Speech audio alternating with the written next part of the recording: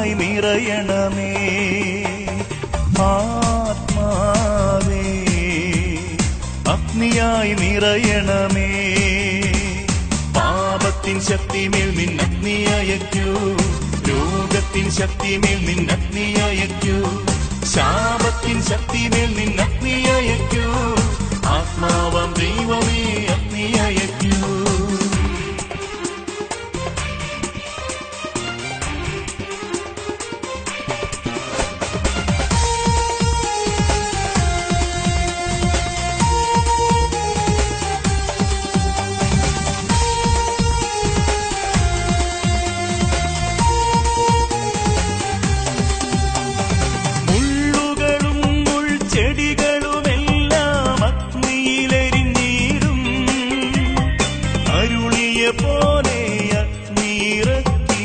ശുദ്ധി നൽകണമേ.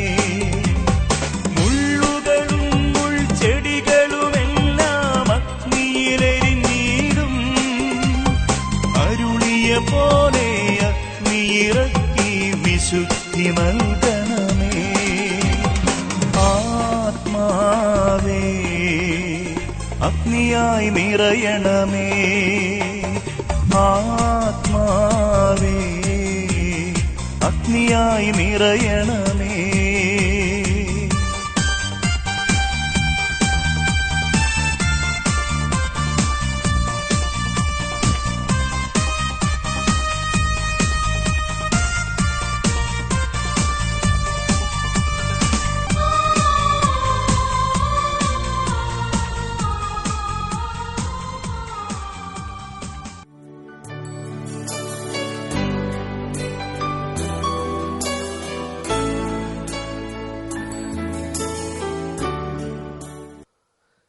ഇന്ന് നമ്മളോട് ദൈവവചനം പങ്കുവയ്ക്കുന്നത് ബഹുമാനപ്പെട്ട അബ്രഹാം കടിയക്കുഴിയച്ചനാണ്. ഒരു കാലഘട്ടത്തിൽ കേരളത്തിലുടനീളം മരിയൻ ധ്യാനം നടത്തി പരിശുദ്ധ അമ്മയോടുള്ള ഭക്തിയിൽ അനേകായിരങ്ങളെ വളർത്തിയ അച്ഛൻ ഇന്ന് കിങ് ജീസസ് മിനിസ്ട്രിയുടെ ആത്മീയ പിതാവാണ്. അച്ഛൻ ഇന്ന് പരിശുദ്ധ ദൈവമാതാവിനെ കുറിച്ച് നമ്മളോട് പങ്കുവയ്ക്കാനായിട്ട് പോവുകയാണ്. എല്ലാവരെയും ഒത്തിരി സ്നേഹത്തോടെ ഈ വചന ശുശ്രൂഷയിലേക്ക് സ്വാഗതം ചെയ്യുന്നു. കർത്താവ് എല്ലാവരെയും സമൃദ്ധമായി അനുഗ്രഹിക്കട്ടെ. യേശു യേശു അവനാരിലും വലിയവൻ. Praise the Lord. Hallelujah. Hallelujah. പ്രിയപ്പെട്ടവരെ, ഇതാ മഗ്ദലേന ആദ്യത്തെ പ്രേക്ഷിതയായിട്ട് ഉയർന്നു.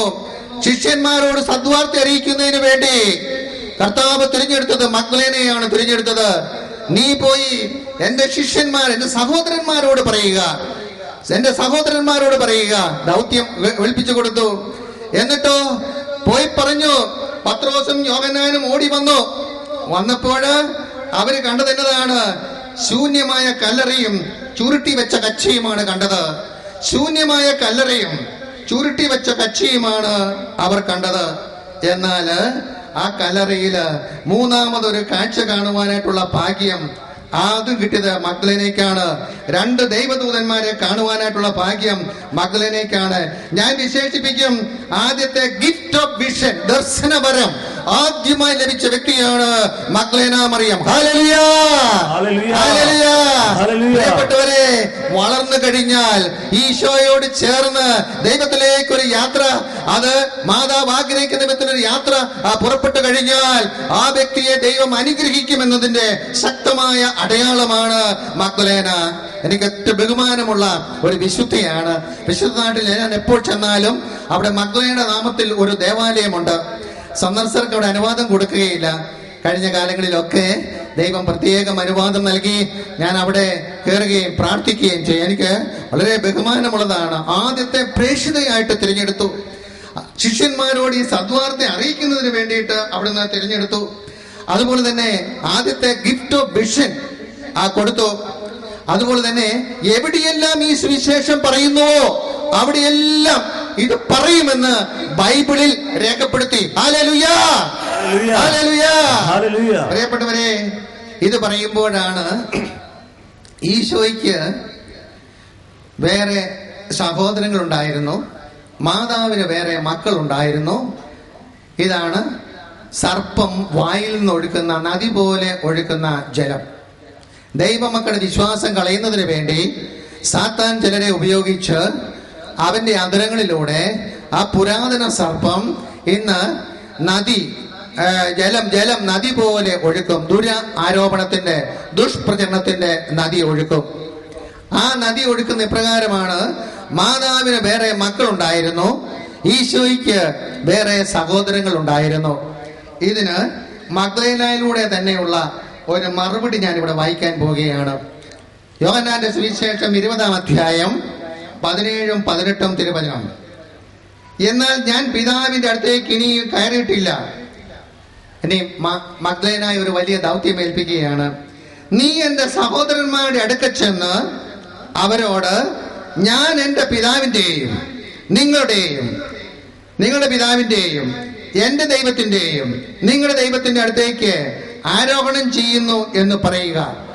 ഉത്തിതനായ ഈശോ ആദ്യത്തെ പ്രേക്ഷിത ദൗത്യം മഗ്ദലേനയ്ക്ക് ഏൽപ്പിച്ചു കൊടുത്ത ഇപ്രകാരമാണ്: നീ ചെന്ന് എന്റെ സഹോദരങ്ങളോട് പറയണം. നീ ചെന്ന് ഈ സദ്വാർത്ത ആരോട് പറയാനാ പറഞ്ഞത്? ഉറക്കെ പറഞ്ഞേ, സഹോദരങ്ങളോട്. ഇനി എന്നതാണ് മഗ്ദലേന ചെയ്തതെന്ന് അവിടെ രേഖപ്പെടുത്തിയിട്ടുണ്ട്. മഗ്ദലേന മറിയം ചെന്ന്, ഞാൻ കർത്താവിനെ കണ്ടുവെന്നും അവൻ ഇക്കാര്യങ്ങൾ തന്നോട് പറഞ്ഞുവെന്നും ശിഷ്യന്മാരെ അറിയിച്ചു. പ്രിയപ്പെട്ടവരെ, ഈശോയുടെ സഹോദരങ്ങൾ ആരാണ്? ഈശോയുടെ സഹോദരങ്ങൾ എന്ന് പറയുന്ന ഈശോയുടെ ശിഷ്യന്മാരാ.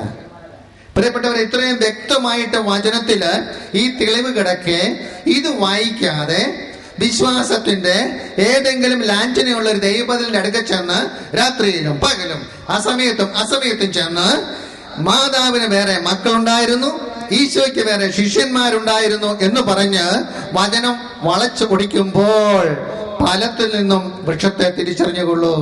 ഇവിടെ മഗ്ദലേന മറിയം ചെന്ന്, ഞാൻ കർത്താവിനെ കണ്ടുവെന്നും അവൻ ഇക്കാര്യങ്ങൾ തന്നോട് പറഞ്ഞുവെന്നും ശിഷ്യന്മാരെ അറിയിച്ചു. ഹല്ലേലൂയ. കൈകൾ ഉയരട്ടെ. കർത്താവായ ഈശോയെ, വചനം കേട്ടുകൊണ്ടിരിക്കുമ്പോൾ നീ ഞങ്ങളോട് കാണിക്കുന്ന വലിയ കൃപയെ ഓർത്ത് ഹല്ലേലൂയ, ഹല്ലേലൂയ, ഹല്ലേലൂയ, ഹല്ലേലൂയ. പ്രിയപ്പെട്ടവരെ, മാതാവ് മരിച്ച സ്ഥലമുണ്ട്. മാതാവ് മരിച്ചു എന്നല്ല പറയുന്നത്, മാതാവിന്റെ നീണ്ട ഉറക്കം എന്നാണ് പറയുന്നത്, ഡോർമേഷൻ ഓഫ് മേരി. എന്തുകൊണ്ടാണ് മാതാവ് മരിച്ചു എന്ന് പറയാത്തത്? മാതാവിന്റെ നീണ്ട ഉറക്കം. പാപം ചെയ്യുന്ന ഒരു വ്യക്തിക്ക് മാത്രമേ മരണമുള്ളൂ. മാതാവ് പാപം ചെയ്തിട്ടില്ല, അതുകൊണ്ട് മരണത്തിന് മാതാവ് വിധേയമല്ല. അതുകൊണ്ടാണ് മാതാവിന്റെ നീണ്ട ഉറക്കം, മരണത്തെ നീണ്ട ഉറക്കം എന്ന് ആദിമ സഭ വിശേഷിപ്പിച്ചത്. നിങ്ങൾ മനസ്സിലാകുന്നതിന് വേണ്ടി ഞാൻ പറയുകയാണ്, മാതാവ് മരിച്ച സ്ഥലം അത് സെഹിയോൻ മാളികയ്ക്ക് സമീപമുള്ള ഒരു സ്ഥലത്താണ്. കാരണം ഈശോ അതിന്റെ കുരിശുമരണ സമയത്ത് മാതാവ് ജെറുസലേമിൽ ഉണ്ടായിരുന്നു. പിന്നീട് കുരിശുമരണം കഴിഞ്ഞ് അമ്മ നസ്രത്തിലേക്ക് തിരിച്ചു പോയില്ല. 153 കിലോമീറ്റർ നടന്ന അമ്മ ആ പെസഹയുടെ സാഹചര്യത്തില് കാൽവരിയിലെത്തിയപ്പോൾ അവിടെ കുരിശുമരണം നടക്കുകയാണ്. അമ്മ അത് പങ്കാളിയായി. പിന്നീട് അമ്മ താമസിച്ച തിരുക്കുടുംബത്തിലേക്ക് പോയില്ല, നസ്രത്തിലേക്ക് പോയില്ല. സെഹിയോൻ മാളികയ്ക്ക് സമീപം ഒരു ഭവനത്തില് ശിഷ്യന്മാരുടെ മേൽനോട്ടത്തില് അമ്മ മധ്യസ്ഥ പ്രാർത്ഥനയിൽ അവിടെ ഇരുന്നു. അവിടെ വെച്ചാണ് പരിശുദ്ധ അമ്മ മരിക്കുന്നത്. അമ്മയുടെ മരണത്തെക്കുറിച്ച് ഞാൻ വായിച്ചത് പ്രകാരമാണ്. സാധാരണ ഒരു യഹൂദ യുവാവോ അല്ലെങ്കിൽ വനിതയോ അല്ലെങ്കിൽ പുരുഷനോ മരിച്ചാൽ ആ ഡെഡ് ബോഡി നന്നായിട്ട് വാഷ് ചെയ്ത് അതിനുശേഷം സുഗന്ധ കച്ചകൾ കൊണ്ട് പൊതിഞ്ഞ് കച്ചിയിൽ പൊതിഞ്ഞാണ് പ്രഥംസ്കാര ശുശ്രൂഷ നടത്തുന്നത്. എന്നാൽ മാതാവ് മരിക്കുന്നതിന് തൊട്ടു മുമ്പ് തലേ ദിവസം യോഹന്നാനോട് പറഞ്ഞു, എൻ്റെ ശരീരം ആരെക്കൊണ്ടും തൊടിപ്പിക്കണ്ട, അവിടെ ക്ലീൻ ചെയ്യേണ്ട ആവശ്യമില്ല. തലേ ദിവസം തന്നെ ഒരുങ്ങി നല്ല റെഡിയായി അമ്മ. എന്നിട്ട് അമ്മ ഉറങ്ങുന്ന പോലെ, പ്രാർത്ഥിച്ചുകൊണ്ട് ഉറങ്ങുന്ന പോലെ അങ്ങനെ അമ്മ ആ മരണം സ്വീകരിക്കുകയാണ്, നീണ്ട ഉറക്കത്തിലേക്ക് വരികയാണ്. ഇന്ന് ആനക്കൊമ്പിൽ തീർത്ത ഈ മാതാവിന്റെ ഇങ്ങനെ കിടക്കുന്ന ആ മരിച്ചു കിടക്കുന്ന പോലുള്ള ഒരു വലിയ ഒരു സ്റ്റാച്യു അമ്മയുടെ നീണ്ട ഉറക്കത്തിന്റെ ആ സ്ഥലത്ത് വെച്ചിട്ടുണ്ട്. അതിന്റെ മുകളിലായിട്ട് 3 സ്ത്രീകളുടെ പടമുണ്ട്. 3 സ്ത്രീകൾ, 1 റൂത്ത്, 2 എസ്തർ, 3 യൂദിറ്റ്. പഴയ നിയമത്തിലെ 3 സ്ത്രീകളുടെ ചിത്രമാണ് അതിന്റെ മുകളിൽ വെച്ചിരിക്കുന്നത്. ഈ 3 വ്യക്തികളും ഇസ്രായേൽ ജനത്തിന് അതിശക്തമായ മോചനം.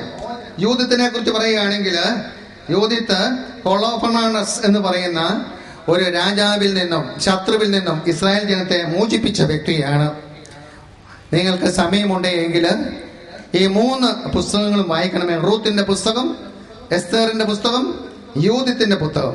യൂദിത്തിന്റെ പുസ്തകം 13-ാം അധ്യായം, അത് വളരെ വിശേഷപ്പെട്ടതാണ്. ആ യൂദിത്തിനെ യഹൂദ ജനം ബഹുമാനിക്കുന്നുണ്ട്. നീ സ്ത്രീകളിൽ അനുഗ്രഹിക്കുകയാണ്. ഇതെല്ലാം മാതാവിന്റെ പ്രതിരൂപങ്ങളാണ്. അങ്ങനെയെങ്കിൽ സകല തലമുറകളും ഭാഗ്യവതി എന്ന് പ്രകീർത്തിക്കുവാൻ ഏറ്റവും യോഗ്യയായ വ്യക്തി പരിശുദ്ധ അമ്മ തന്നെയാണ്. ഹല്ലേലൂയാ, ഹല്ലേലൂയാ. ഇനി പരിശുദ്ധ അമ്മ പ്രൗഢയായ ഒരു സ്ത്രീയാണ്. ഞാൻ പലപ്പോഴും സെമിനാരിയില് അല്ലെങ്കിൽ മരിയോളജി ഒക്കെ പഠിക്കുന്ന അവസരത്തിൽ ഞാൻ ഓർത്തത് 17 വയസ്സുള്ള ഒരു അമ്മ. മാലാഖ ചോദിച്ചു, ഈശോ പറഞ്ഞു വിട്ടതാണ്, ദൈവം പറഞ്ഞു വിട്ടതാണ്, ആ ശരീരം ഒന്ന് തരാവോ എന്ന്. ആയിക്കോട്ടെ, ഒന്നും അറിയത്തില്ല, 8 പൊട്ടും അറിയത്തില്ല, എനിക്ക് പുരുഷനെ അറിയത്തില്ല, ഇതെങ്ങനെ സംഭവിക്കുന്നു അറിയത്തില്ല. പിന്നെ ഇതെല്ലാം കൂടെ സഹിച്ച് വ്യാകുലവാളും പിടിച്ച് ആ കാൽവരിയിൽ നിൽക്കുന്ന ഒരമ്മ. പിന്നെ കൂടുതലങ്ങ് ചിന്തിച്ചിട്ടില്ല.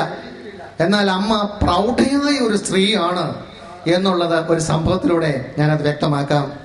പ്രിയപ്പെട്ടവരെ, മാതാവ് ഉറങ്ങിയ സ്ഥലം, വേറൊരു വാക്യത്തിൽ ബ്രാക്കറ്റിൽ പറയുകയാണെങ്കിൽ മാതാവ് മരിച്ച സ്ഥലം, അവിടെ വീഡിയോ എടുക്കാൻ സമ്മതിക്കുകയല്ല. ലൈറ്റ് ഇട്ട് കഴിഞ്ഞിട്ടുണ്ടെങ്കിൽ അവിടെ ഒരു സാക്രിസ്റ്റനുണ്ട്. സാക്രിസ്റ്റൻ മലയാളത്തിൽ പറഞ്ഞാൽ കപ്പ്യാര്.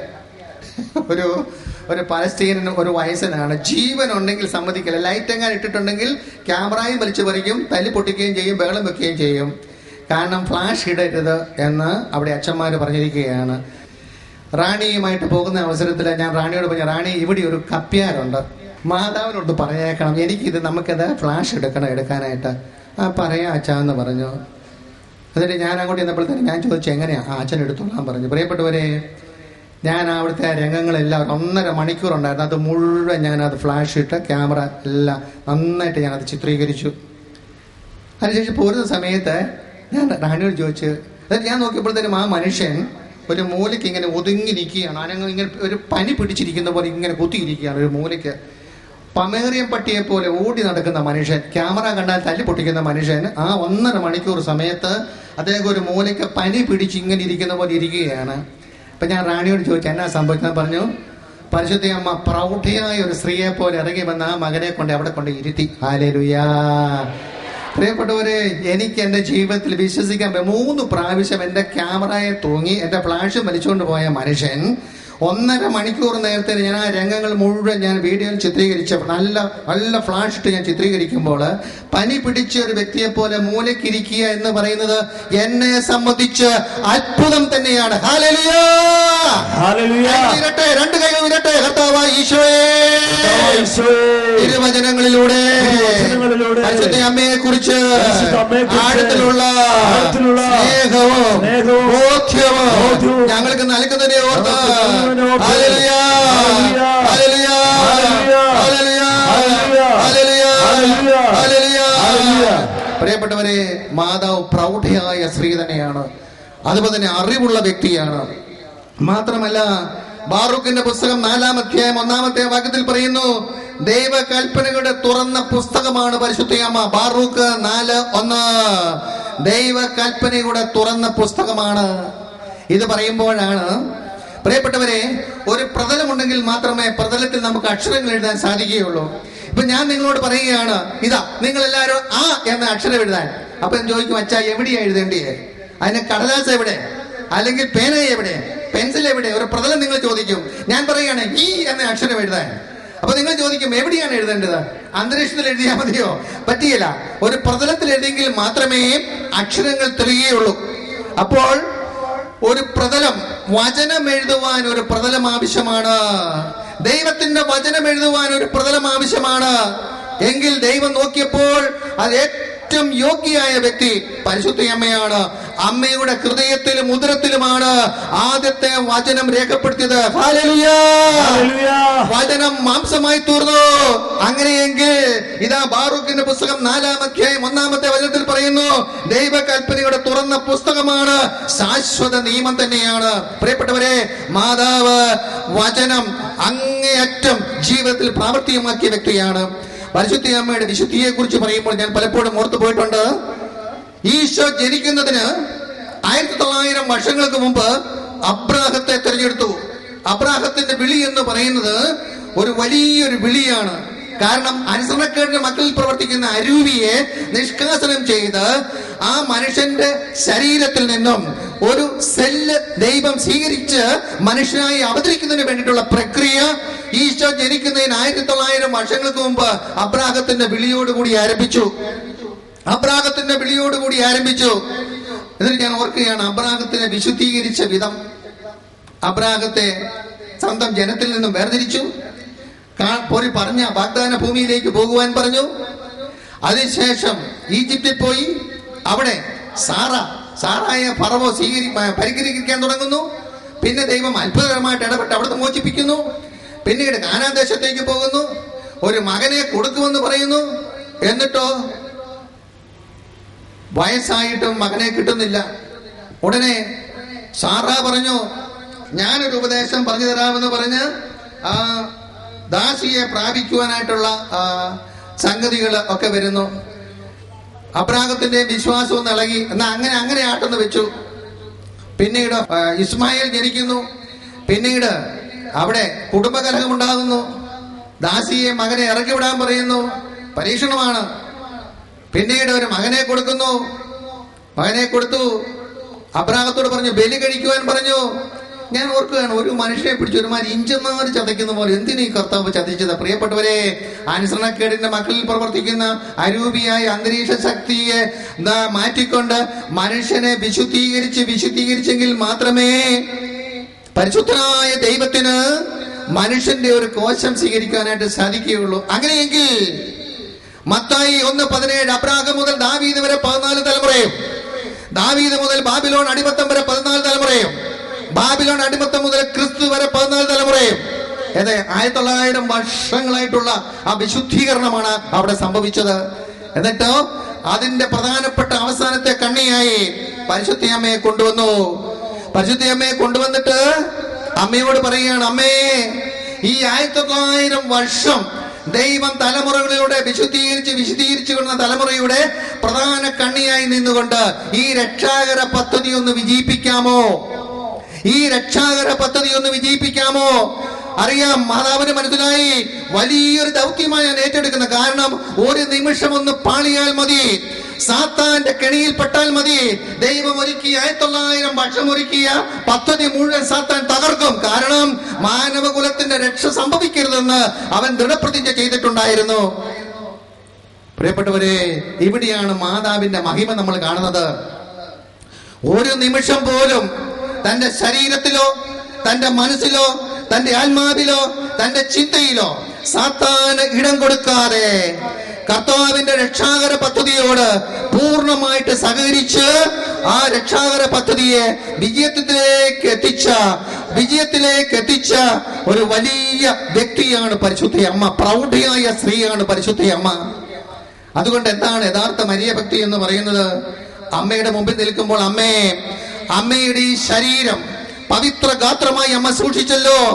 ചിന്തയിലോ വാക്കിലോ പ്രവൃത്തിയിലോ ഒരു നിമിഷം പോലും സാത്താൻ അടിയറ വെക്കാതെ അമ്മയെ ഈ ശരീരം ദൈവത്തിന് സമർപ്പിച്ചല്ലോ, ഈ ജീവിതം ദൈവത്തിന് സമർപ്പിച്ചല്ലോ, ഈ വിശുദ്ധി ദൈവത്തിന് ഏറ്റവും പ്രീതികരമായി തീർന്നല്ലോ എന്ന് ഒരു ദൈവ പൈതലിന് തോന്നുന്ന ഒരു ആത്മീയ ചിന്തയാണ് യഥാർത്ഥ മരിയ ഭക്തി എന്ന് പറയുന്നത്. ഹല്ലേലൂയ, ഹല്ലേലൂയ.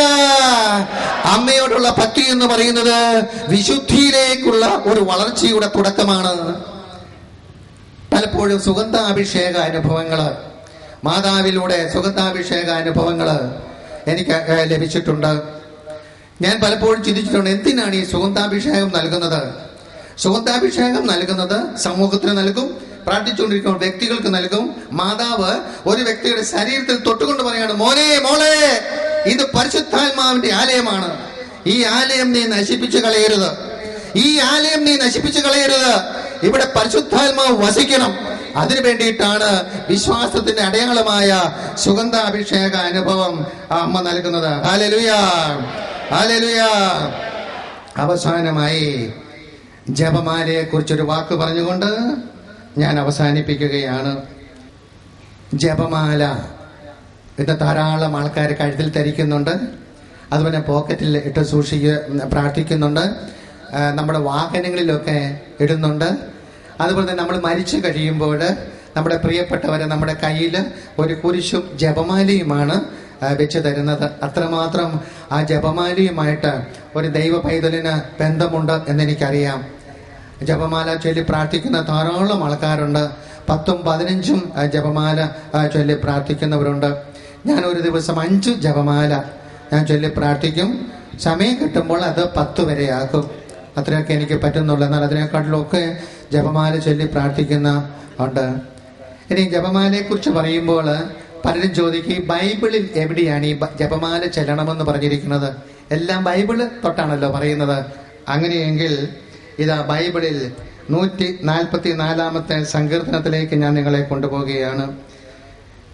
സങ്കീർത്തനം 144 1 വചനത്തിലേക്ക് ഞാൻ നിങ്ങളെ കൊണ്ടുപോവുകയാണ്.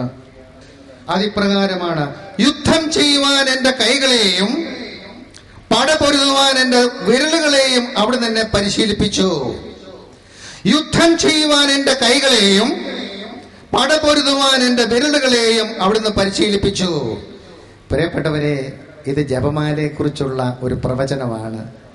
തമ്പുരാൻ സാത്താനെതിരായിട്ടുള്ള തിന്മയ്ക്കെതിരായിട്ടുള്ള യുദ്ധം ചെയ്യുവാൻ ഓരോ ദൈവമക്കളെയും അമ്മയിലൂടെ പരിശീലിപ്പിക്കുകയാണ്. യുദ്ധം ചെയ്യുവാൻ എൻ്റെ കൈകളെയും പടപൊരുതുവാൻ എൻ്റെ വിരലുകളെയും അവിടുന്ന് പരിശീലിപ്പിച്ചു. ജപമാല വിരലുകൾക്കിടയിലൂടെ ആ മുത്തുകള് പ്രാർത്ഥനാപൂർവം നീങ്ങുമ്പോൾ സാത്താന്റെ കോട്ട തകർക്കുന്ന ശക്തമായ വെടിയുണ്ടകൾ അവിടെ ഉതിരുകയാണ് ചെയ്യുന്നത്. അണുശക്തിയേക്കാൾ 10 മടങ്ങ് ശക്തിയുള്ള സാത്താന്റെ കോട്ട തകർക്കുന്ന ആ വലിയ ആയുധമാണ് ജപമാല എന്ന് പറയുന്നത്. ഹല്ലേലൂയാ. മാതാവ് എവിടെയെല്ലാം പ്രത്യക്ഷപ്പെട്ടോ, മാതാവിന്റെ പ്രത്യക്ഷനെ കുറിച്ച് ബാറൂക്ക് 3:36-37 അനന്തരം അവളെ തന്റെ ദാസനായ യാക്കോബിന് താൻ സ്നേഹിച്ച ഇസ്രായേലിന് നൽകി. അനന്തരം അവൾ ഭൂമിയിൽ പ്രത്യക്ഷപ്പെടുകയും മനുഷ്യരുടെ ഇടയിൽ വ്യാപരിക്കുകയും ചെയ്തു. മരിയൻ അപ്രീഷ്യൻസ് തിരുസഭ അംഗീകരിച്ച ഒരു സത്യം തന്നെയാണ്. അമ്മ എവിടെയെല്ലാം പ്രത്യക്ഷപ്പെട്ടോ അപ്പോഴെല്ലാം അമ്മയുടെ കയ്യിൽ തിളങ്ങുന്ന മുത്തുകളുള്ള ജപമാലകൾ ഉണ്ടായിരുന്നു. അമ്മ മക്കളോട് പറഞ്ഞതാണ്, ജപമാല ചൊല്ലി പ്രാർത്ഥിക്കുക. ഹല്ലേലൂയാ, ഹല്ലേലൂയാ. ജപമാല അത് മഗ്ദലേന തമ്പുരാന്റെ പക്കലേക്ക് വളർന്നതുപോലെ, ആദ്യത്തെ പ്രേക്ഷിതയായിട്ട് തീർന്നതുപോലെ, ആദ്യത്തെ മിഷനറിയായി തീർന്നതുപോലെ, എവിടെയെല്ലാം സുവിശേഷം പ്രഘോഷിക്കുന്നു അവിടെയെല്ലാം കാര്യം വെളിപ്പെടുത്തത്തക്ക വിധത്തിൽ ഒരു നല്ല കാര്യം ചെയ്തതുപോലെ, ശിഷ്യന്മാരോട് തന്റെ ഉത്ഥാനം പറയുവാൻ ദൈവം തിരഞ്ഞെടുത്ത വ്യക്തിയായി ഉയർത്തപ്പെട്ടതുപോലെ, ആദ്യത്തെ ഉദ്ധിതനായ ഈശോയെ കാണാനുള്ള ഭാഗ്യം ലഭിച്ച വ്യക്തിയായി വളർന്നതുപോലെ, മാതാവിന്റെ സാമീപ്യത്തിലൂടെ പരിശുദ്ധ വളർന്നതുപോലെ, ഞാനും നിങ്ങളും തമ്പുരാന്റെ പക്കലേക്ക് വളരുവാൻ ജപമാല കൈകളിലേന്തി അമ്മയോട് ചേർന്ന് നിൽക്കുമ്പോൾ അത് സാധിക്കുക തന്നെ ചെയ്യും. ഇതാ അവസാനമായി ജ്ഞാനത്തിന്റെ പുസ്തകം 7-ാം അധ്യായം 27-ാമത്തെ വചനം ഞാൻ പറഞ്ഞുകൊണ്ട് അവസാനിപ്പിക്കുകയാണ്. എല്ലാവരും ഒന്ന് എഴുന്നേറ്റേ, എല്ലാവരും ഒന്ന് എഴുന്നേറ്റേ, എല്ലാവരും ഒന്ന് എഴുന്നേറ്റേ. ജ്ഞാനത്തിന്റെ പുസ്തകം 7-ാം അധ്യായം 27-ാമത്തെ തിരുവചനം: ഓരോ തലമുറയിലുമുള്ള വിശുദ്ധ ചേതനകളിൽ അവൾ പ്രവേശിക്കുന്നു, അവരെ ദൈവമിത്രങ്ങളും പ്രവാചകന്മാരുമാക്കി മാറ്റുന്നു. അമ്മ എന്താണ് ചെയ്യുന്നത്? ഒരു തലമുറയിൽ ഒരു ദൈവപൈതലിനെങ്കിലും പരിശുദ്ധാത്മാവിനോടൊരു തുറവിയും വിശ്വാസം ഉണ്ടെന്ന് കാണുകയാണെങ്കിൽ അമ്മ ആ വ്യക്തിയിലേക്ക് അങ്ങ് കടന്നു വരികയാണ്. അതാണ് ഓരോ തലമുറയിലുമുള്ള വിശുദ്ധ ചേതനകളിൽ അവൾ പ്രവേശിക്കുന്നു എന്ന് പറയുന്നത്. എന്നിട്ടോ അവരെ ദൈവമക്കളും പ്രവാചകന്മാര് വചനം അനുസരിക്കുന്നവരുമാക്കി അമ്മ മാറ്റുകയാണ് ചെയ്യുന്നത്. ഇന്ന് അമ്മ എന്ത് ചെയ്യുന്നുവെന്ന് എന്നോട് ചോദിച്ചാൽ ഞാൻ പറയും, ഞാനും 7:27 ഓരോ തലമുറയിലുമുള്ള വിശുദ്ധ ചേതനകളിൽ അവൾ പ്രവേശിക്കുന്നു. അവരെ ദൈവമിത്രങ്ങളും പ്രവാചകന്മാരുമാക്കി മാറ്റുന്നു. രണ്ട് കൈകളും ഒന്ന് ഉയരട്ടെ. ഓരോ തലമുറയിലുമുള്ള വിശുദ്ധ ചേതനകളിൽ ഓരോ തലമുറയിലുമുള്ള വിശുദ്ധ ചേതനകളിൽ അവൾ പ്രവേശിക്കുന്നു. ഓരോ തലമുറയിലുമുള്ള വിശുദ്ധ ചേതനകളിൽ അവൾ പ്രവേശിക്കുന്നു. അവരെ ദൈവമിത്രങ്ങളും പ്രവാചകന്മാരുമാക്കി മാറ്റുന്നു. അവരെ ദൈവമിത്രങ്ങളും പ്രവാചകന്മാരുമാക്കി മാറ്റുന്നു. അവരെ ദൈവമിത്രങ്ങളും പ്രവാചകന്മാരുമാക്കി മാറ്റുന്നു. കൈകൾ കണ്ടുപോയിരട്ടെ. അമ്മയെ സ്വർഗത്തിൽ നിന്ന് സ്വീകരിക്കുന്നതിന്റെ അടയാളമായി, ആ കുരിശിൻ ചുവട്ടിൽ നിന്നും സ്വീകരിക്കുന്നതിന്റെ അടയാളമായി, ആദ്യത്തെ പുത്തൻ കുർബാനയിൽ ഔദ്യോഗികമായി നിത്യപുരോഹിതനായ Isho, John, this is your mother, ആ വലിയ വചനം എന്റെയും നിങ്ങളുടെ ഹൃദയത്തിൽ അലയടിക്കട്ടെ. അമ്മ എന്റെയും നിങ്ങളുടെയും വിശുദ്ധ ചേതനകളിലേക്ക് പ്രവേശിക്കട്ടെ. ഒരു കാരണവശാലും അമ്മയെ തള്ളിപ്പറയാതിരിക്കട്ടെ. അമ്മയോട് ചേർന്ന് മഗ്ദലേന വളർന്നതുപോലെ, യോഹന്നാൻ ആത്മാവിൽ നിറഞ്ഞതുപോലെ, അമ്മയുടെ സ്വരം ശ്രമിച്ചപ്പോൾ എലിസബത്തിന്റെ ഉദരത്തിലെ ശിശു പരിശുദ്ധാത്മാവിൽ നിറഞ്ഞതുപോലെ, നാഥ, അമ്മയോടുള്ള ഭക്തി ഏതൊരു ദൈവത്തിൽ കാണുന്നുവോ അവിടേക്ക് ദൈവത്തിന്റെ പരിശുദ്ധാത്മാവ് ഇറങ്ങി വരും എന്നുള്ള ബോധ്യത്തോടുകൂടി, when Holy Spirit found Mary in her soul, he flies there. അങ്ങോട്ട് പറന്നു വരും. ആ വ്യക്തിയിലേക്ക് പ്രവേശിക്കും. ഓരോ തലമുറയിലുമുള്ള വിശുദ്ധ ചേതനകളിൽ അവൾ പ്രവേശിക്കും. ദൈവമേ, കുടുംബത്തിന്റെ അംഗമെന്ന നിലയിൽ എന്നിലേക്ക്, എന്റെ കുടുംബത്തിലേക്ക്, എന്റെ തലമുറയിലേക്ക് ആരെങ്കിലും അമ്മയെ തള്ളിപ്പറഞ്ഞിട്ടുണ്ടെങ്കിൽ അതിനെല്ലാം പരിഹാരമായി സ്തുതിക്കട്ടെ. തുതിക്കട്ടെ, തുതിക്കട്ടെ, തുതിക്കട്ടെ, തുതിക്കട്ടെ, തുതിക്കട്ടെ.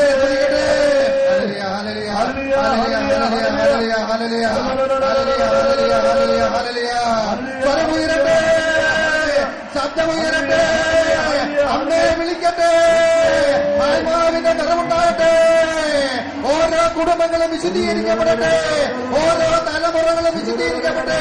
കഴിഞ്ഞുപോയ തലമുറകൾ വിശുദ്ധീകരിക്കപ്പെടട്ടെ. ഹല്ലേലൂയ, ഹല്ലേലൂയ, ഹല്ലേലൂയ. കനാടി കനാടി കനാടി കനാടി കനാടി കനാടി കനാടി കനാടി കനാടി കനാടി കനാടി കനാടി കനാടി കനാടി കനാടി കനാടി കനാടി കനാടി കനാടി തിരുക്കച്ചയാ പൊതിയേണമേ അമ്മേ, തിരുക്കച്ചയാ പൊതിയേണമേ, മാതൃസ്നേഹത്തിൻ നറുമണമെന്നിൽ അമ്മേ, നമുക്കൊന്ന് വിളിക്കാം. അമ്മേ, തൂകേണമേ. കാരുണ്യമായ സ്നേഹപരാർത്ഥമായ ദൈവമേ, പരിശുദ്ധമ്മയുടെ വിപുല ഹൃദയത്തിനെ മക്കളെ ഞാൻ പരമേൽപ്പിക്കുന്നു. ഒരു പാപം പോലും ചെയ്യാതെ, ആത്മാവിനെ നഷ്ടപ്പെടുത്താതെ, മക്കളേന കുരിശിലേക്ക് വളർന്നതുപോലെ, യേശുവിന്റെ ശിഷ്യത്വത്തിലേക്ക് വളർന്നതുപോലെ, ആദ്യത്തെ പ്രേക്ഷിതയായി തീർന്നതുപോലെ, ഈ വചന കൂടാരത്തിൽ നിന്നും ഭവനങ്ങളിലേക്ക് പോകുന്ന ദൈവമക്കൾ ആ ഭവനത്തിൽ സുവിശേഷമാകുവാൻ, ലോകത്തിന് സുവിശേഷമാകുവാൻ, സുവിശേഷവൽക്കരണം നടത്തുവാൻ ഈ മക്കളെ അണിയിച്ചൊരുക്കണമേ. അമ്മയുടെ സൂത്തക്കച്ചിയിൽ പൊതിയണമേ. നിത്യം പിതാവും പുത്രനും പരിശുദ്ധാത്മാവുമായ സർവേശ്വര എന്നേക്കും